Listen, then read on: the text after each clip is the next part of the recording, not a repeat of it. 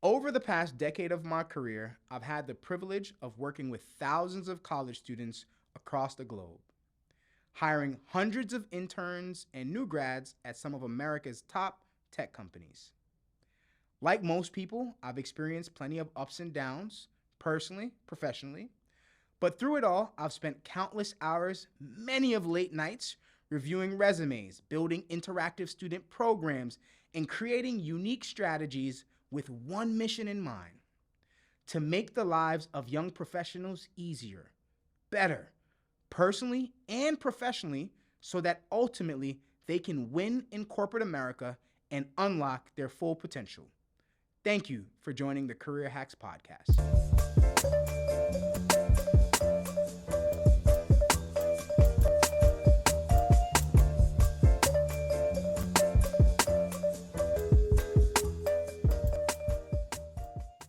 Back in 2017, I was a recruiter at Twitter New York City, and Cornell was one of my target schools.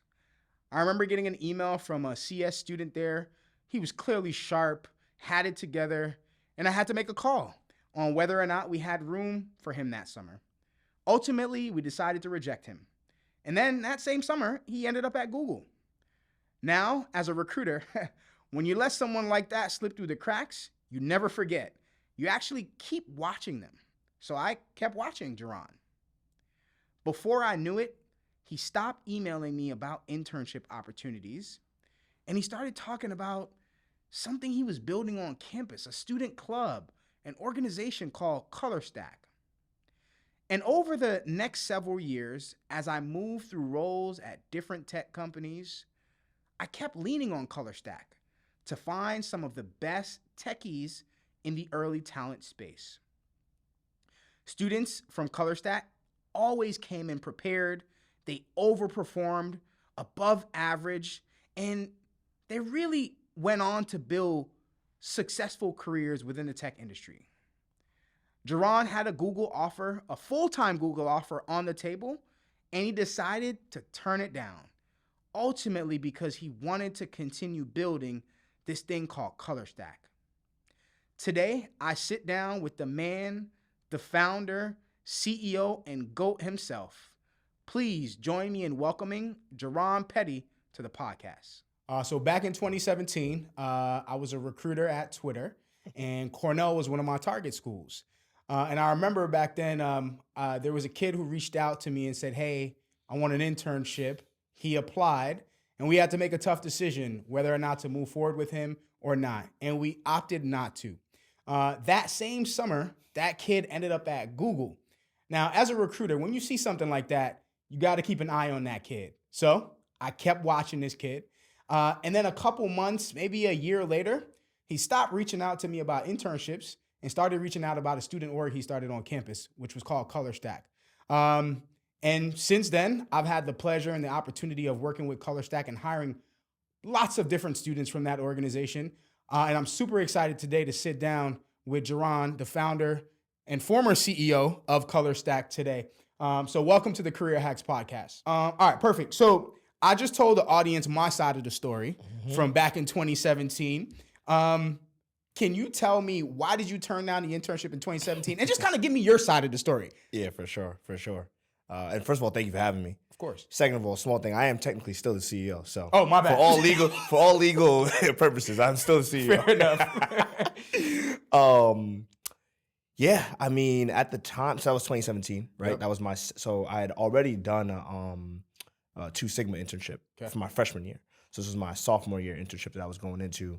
And I'm not someone that's like, I get bored very easily. I don't want to do the same thing all the time. So I already knew I was going to another company. That's why I was applying to Twitter. I could have taken a return offer, but I was like, nah, let me go find something new such that, when I graduate, I have enough diverse experiences to make that final decision, right? So what was going through my headspace was, all right, I know I got something going on for me. I got the freshman internship. I'm trying to see what's out there. And I want to do something like cooler, more consumer, right? Because Two Sigma was serving hedge funds, right? Gotcha. Or serving investors. And so yeah, I mean, I did a bunch of OAs. I remember doing a Twitter project. That was like the longest project I had done, by the way. Wow. Something like a few days. And it was kind of confusing because I started to hit the point of getting offers from some companies, not getting offers from others. And I'm like, okay, there's clearly more to it than just like, can you finish this assignment? It's about how many spots you have. It's about, what type of classes you've taken. It's not just get all the tests to pass in the OA, right? So I started to learn the game a little bit at that point. But yeah, once I got the Google offer, I had a couple others that were still kind of progressing, but I knew it, it's one of the biggest programs. I would be able to meet the most people, and just like learn about myself and if I wanted to be at a big tech company, work on a consumer product versus what I had done the prior summer. Got you. Yeah. So back when you started ColorStack, the idea was to start it to help friends like Rami stay in computer science, because you saw that students were kind of falling out of the degree program.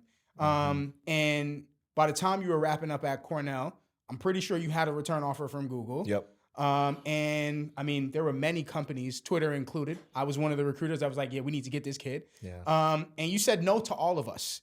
Tell us why. Like, why turn down the crazy bag at Google to go start something on your own? Yeah. So let me take it a step back too, like, because you had since you were a recruiter and having the Cornell as one of your schools, you knew about like URMC, like the club that we had built at Cornell that became ColorStack, like that influenced the idea. And so that's kind of what happened in between that sophomore year, right, that we started with talking about, and the senior year when I was getting the offers. Like there was this whole 2-year period where I joined this organization that was very small at the time with Rami, led the organization, grew it to, from a couple dozen people to over 200 by the time we were done, right? And so it was the idea that paying it forward is all that matters. Peer-to-peer, near-peer mentorship or peer-to-peer mentorship is all that matters. And we built something incredible, right? And so when I was going out, like on that second year at Google, so that was my junior year internship, it was like I just thought of it as like me helping students on campus and like doing things that I think they should be able to accomplish because they are talented and they just weren't confident.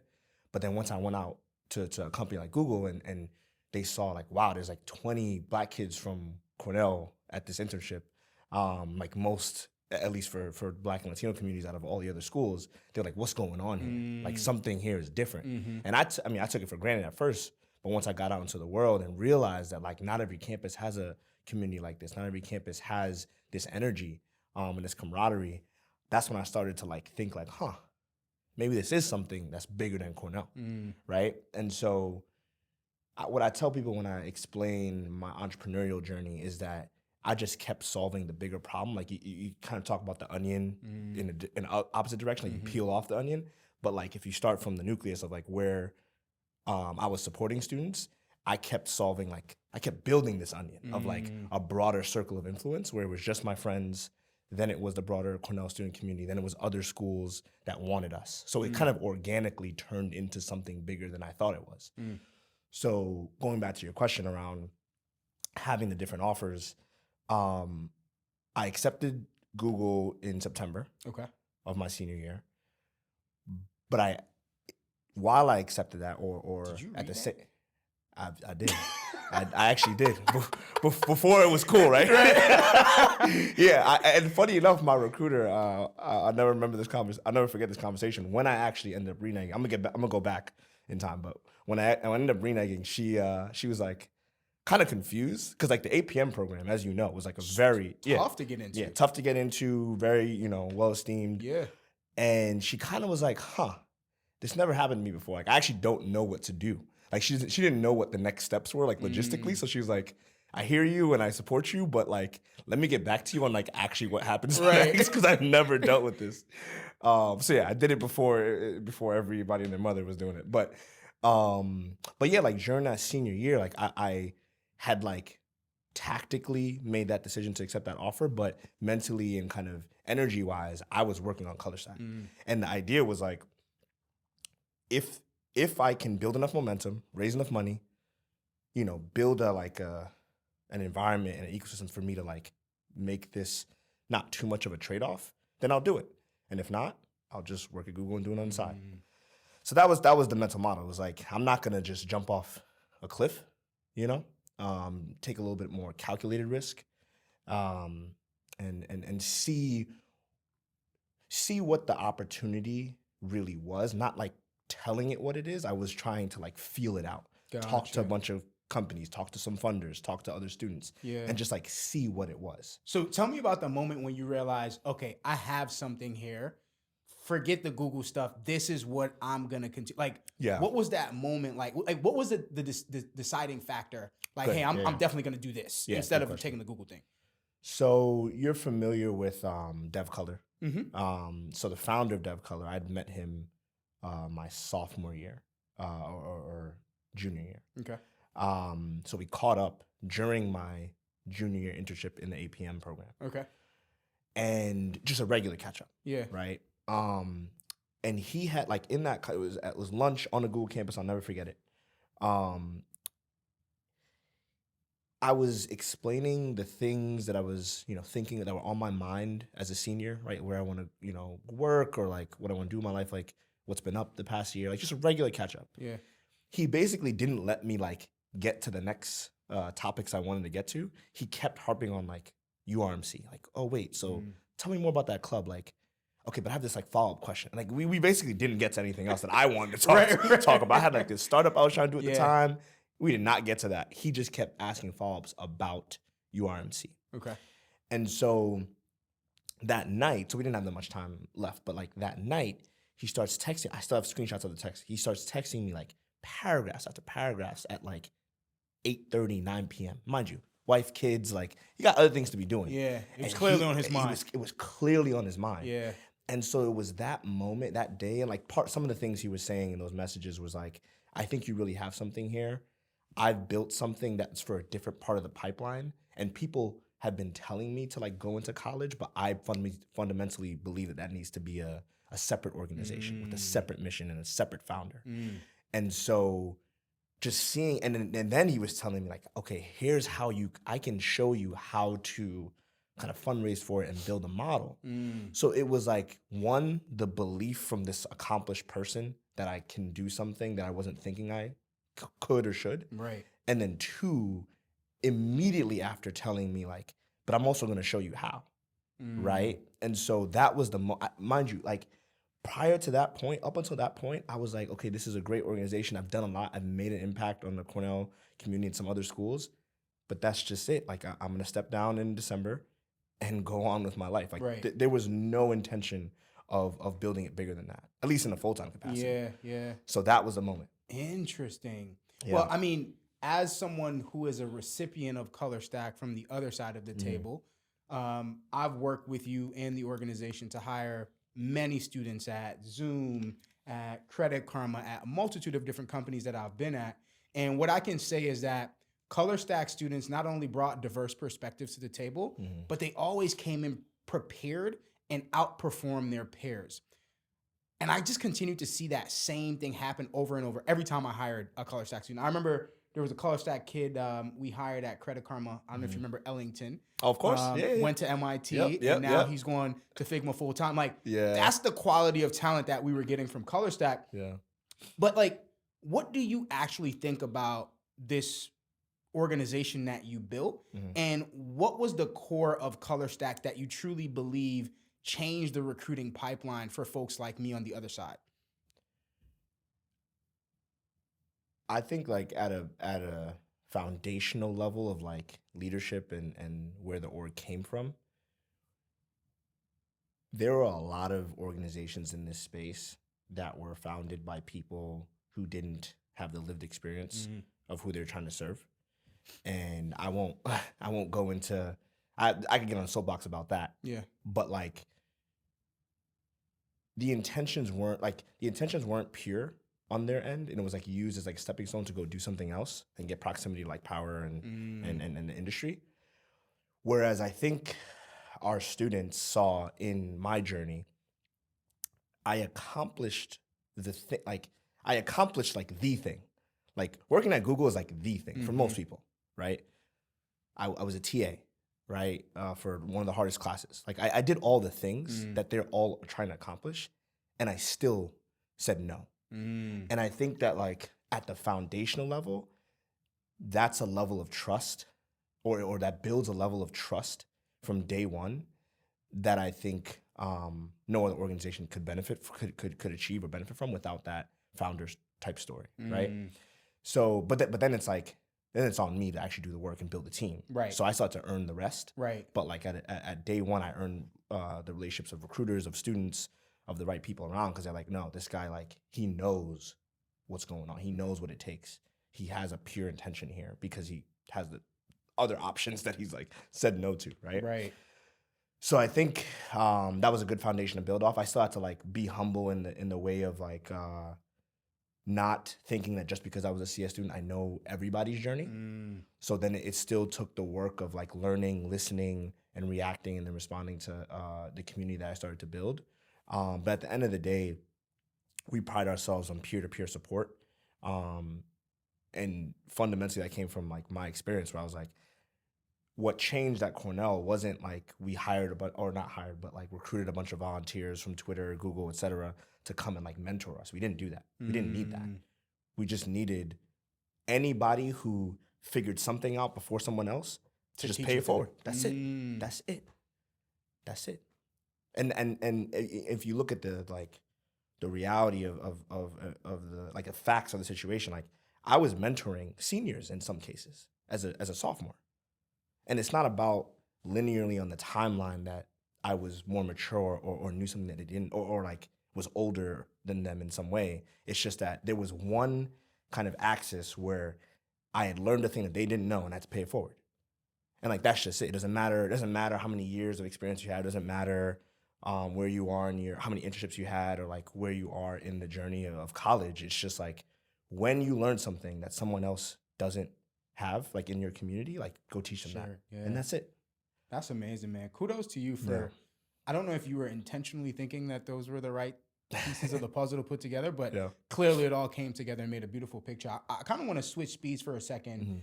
Over the years, you've had thousands of students that have come back to you after landing their internship or full-time role. And I'm curious to hear from you, like, what are students actually saying about the best early talent programs and what those programs are doing right now? And where do you think companies are dropping the ball in supporting students like the ones that come from ColorStack? Yeah, I think that what I've seen across the board is like the companies that you can have all the programs, all the events, you can have the fun swag, you can have all the things, but it's not like correlated with like people that care and like people that understand what the student is going through. And what I'm trying to say by that is you could do all the, I was gonna say something like, oh, you got to do more of the events and like build a brand and like do the stuff that doesn't have like high ROI, right? But actually, there's companies that do that still don't care about the students. This is true, right? And there's companies that do none of that and just like have a good candidate experience, and like that's it. And they might be doing better than the other companies. So it really is like at the end of the day, you have to like care, and I think that goes for founders of orgs in this space, like I was talking about before, but also recruiters. Like in any space, you have to care about the people you're serving, right? And you guys are, as a recruiter, you're serving the company, obviously, but like in many cases, you're serving the talent, right? The company is the talent, right? And these are people that are coming into the company. Right. So I think my observation is that no matter what the thing is that students say, like, oh, I really like this company because they did this, it's all symptoms of like people who care. Because then when I go and meet those people, right, if they're partners or even if they're not, of ColorStack, I'm like, oh, you care, right? Like the way that you pay attention to the names of these students and like try to keep up with them outside of the context of like of the recruitment process. And even some recruiters, like Duolingo is a great example. Like they'll keep track of people who never end up working at their company or never end up interning. Like so they've already like graduated, that they're like gonna work at Stripe or whatever, but they'll still keep up with them, engage with them on LinkedIn. Like that's like, those are people who care. You know what I mean? And students, they recognize that and see through all the kind of facade very, very quickly, and they talk about each other. They talk about it to each other, yeah. Right? And I think that the ROI isn't on that particular student working at the company. it's on the brand that you build, so that when somebody asks them, should I work there? They might say, oh yeah, I was interested in something else. That's why I didn't go. But if I I would have. Like, they are great. And like, that's the marketing that's happening, when you're not in the room. Absolutely. Which happened to me with Two Sigma, by the way. Really? I never went back, to intern. Tell me more about that. What do you mean? So I interned. I was in the first freshman intern class. Yeah. Had a great experience. I just knew that I didn't want to work on that type of product. Yeah. But I mean, every year after, they invited me. They flew me down to the HQ, and it's not about, like I said, it's not about the flying part, but like, they invited me. They fast tracked me. They were invested. Fast tracked to final round interviews each year. And they knew I was like doing something at Google and doing this and doing that. And I even told them sometimes, I'm like, hey, like, I kind of already know that I don't want to work in like fintech. They said, we want you anyway. So come on. So if you're free, like, come down. We still would love to, give it a shot. Right. You know what I mean? And so that the ROI there wasn't like every flight they put me on, or all the engineers' time to interview me. Like, the ROI there wasn't to get me hired, but the ROI is that to this day, if somebody asks about Two Sigma, 10 out of 10 experience. They're an amazing organization. Like, I can't speak for what they do now, but like, they treated me really well. I speak very highly of them, even if they're not partnering with us as a ColorStack partner, which they haven't in past 2 years. That's fair. But I still speak very highly of them. Yeah. You know what I mean? Like, that's the type of stuff. What I've learned from building a community is that, like, you can do all the things marketing wise, but at the end of the day, with any product, which is what you're offering, right? The job is a product, right? With any product, it's still word of mouth. Like, word of mouth beats every channel. It's still what are the students saying to each other in their group chats? And there's the only way for you to have an influence on that is to give people that experience you a good experience. That's fair. That's the only way to do it. Yeah, and I think the Reddit threads. Oh, right. Can certainly affirm on that. For sure. Yeah. For sure. Well, kind of following the same thread, you've had a front row seat to students, and you've seen students who've landed the dream opportunity, and you've seen students who, while they're a part of ColorStack, they don't necessarily get the thing that they're looking for, right? Can you tell us, beyond the resume stuff, like, what are the behaviors, what are the mindsets of students that actually become super successful coming from an organization like ColorStack? Yeah. It's the little things, man. Like, I can tell, like, we're a digital community. So, all these students I never really met in real life. I don't know what their day-to-day is.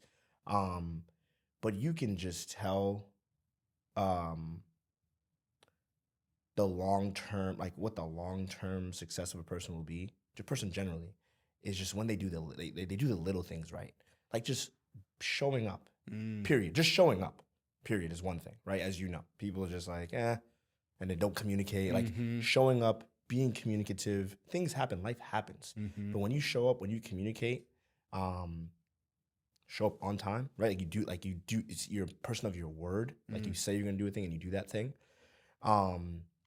Those are like very foundational things that I've seen across students and just anybody in life, that like, if you care about the little things, you're gonna go a long way. Specifically for CS students, I think there's a mindset part. I'll finish on the mindset part. The tactical thing is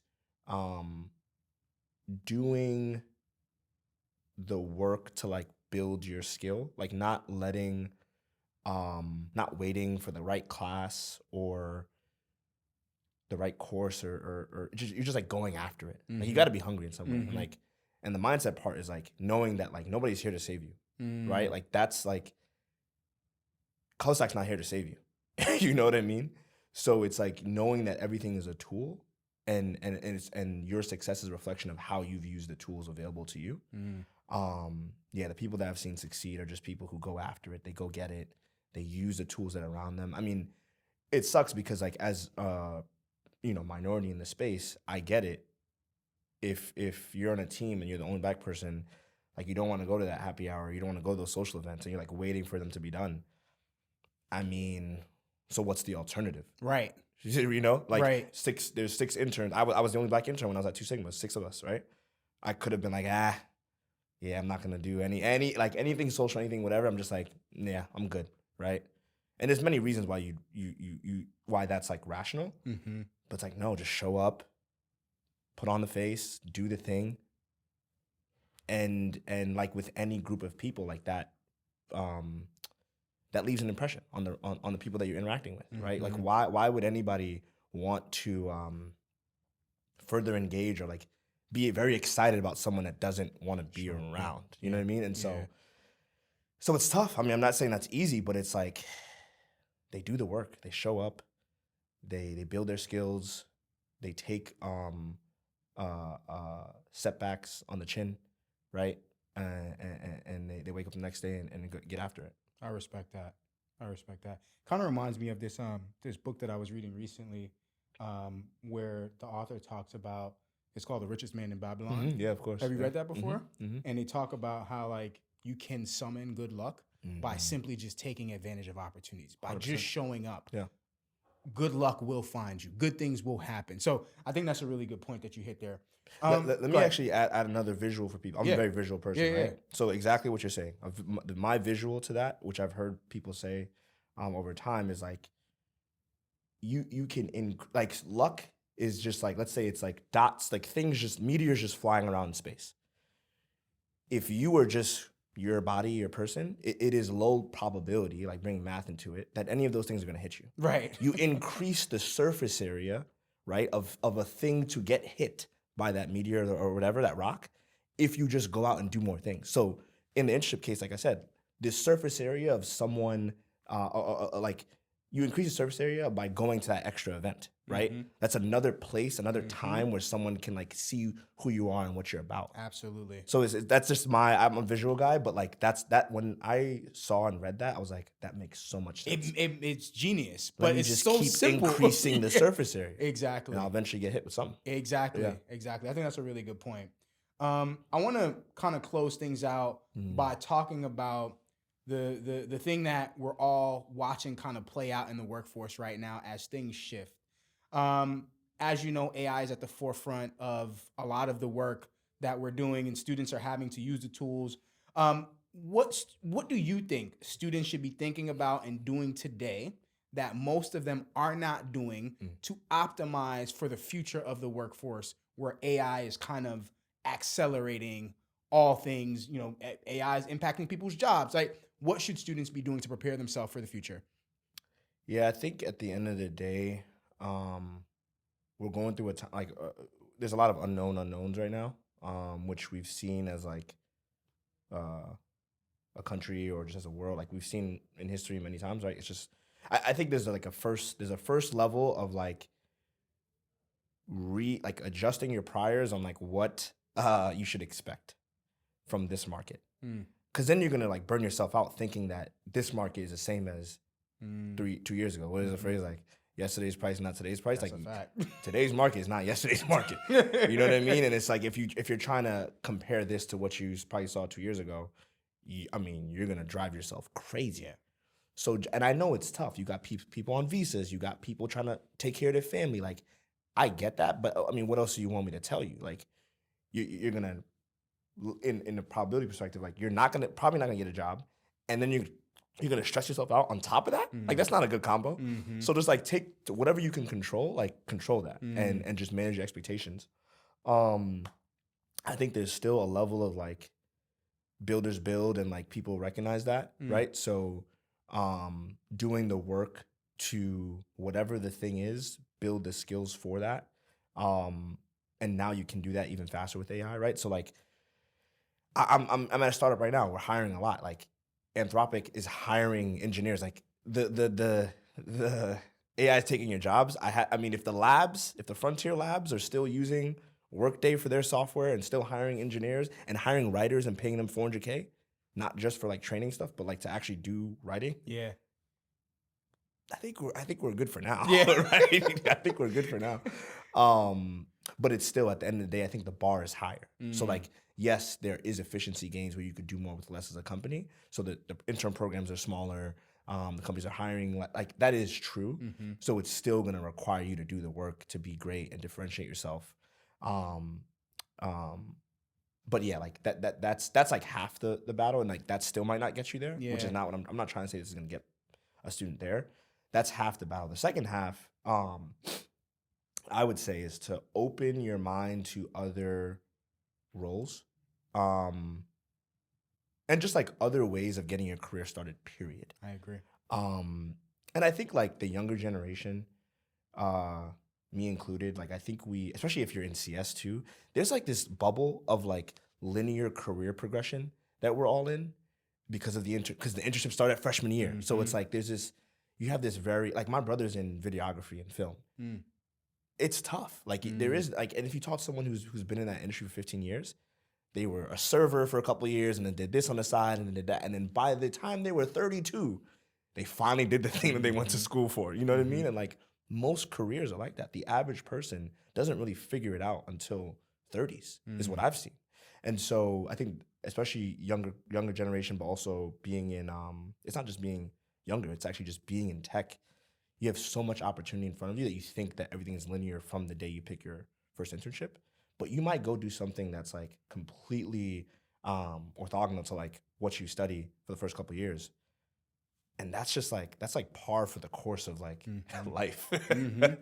That's real. And I think that's a really good point. I think a lot of students think that you got to do the first thing first and you got to do the second thing. Nah, sometimes you can do the fifth thing. Right. You can go back and do the second thing. Like your career is not a linear thing. And I think that's been my experience, and I can see it's certainly been yours as well. I'm zigzagging right now. So I think that's a really good point. Before I close this out, man, I want to say this on the record, man. I am so excited you said to Google no that time, right? Because I've benefited, and a lot of my friends in recruiting have benefited from the work that you've put into ColorStack. And beyond us, there's thousands of students who have benefited from you just saying no to the bag. And man, I'm proud of you, and I appreciate all the work that you put in to build a fantastic organization, and I will continue to sing the ColorStack praises for years to come. So thank you for joining us on the show. I appreciate you, Jerron. Thanks.